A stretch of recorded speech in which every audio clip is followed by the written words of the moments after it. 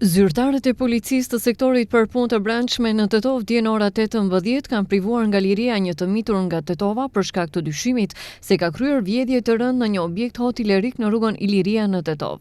Një pjesë e produkteve të vjedhura janë gjetur dhe janë kthyer pronarit AS 34 vjeç nga Tetova dhe pas dokumentimit të plotë të rastit ndaj të miturit do të përgatitet para shtresë përkatëse. Sektori i punëve të brendshme në Tetov ka zbardhur plotësisht 6 vjedhje të biçikletave dhe trotineteve elektrik.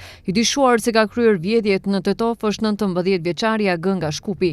I njëjti më 4 tetor rreth orës 14 është privuar nga liria në rrugën Iliria në Tetov dhe më pas është ndaluar në stacionin policor të Tetovës ku pas dokumentimit të rastit kundër tij do të vijojë para shtresë përkatëse.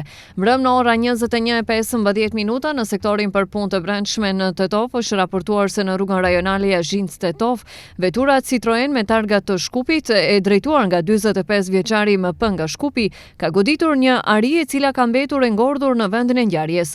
Në automjet nuk ka persona të lënduar ndërsa ariu është dorëzuar në parkun kombëtar Malishar. Ekipi nga sektori për punë të brendshme në Tetov ka kryer kthyrje në vendin e aksidentit.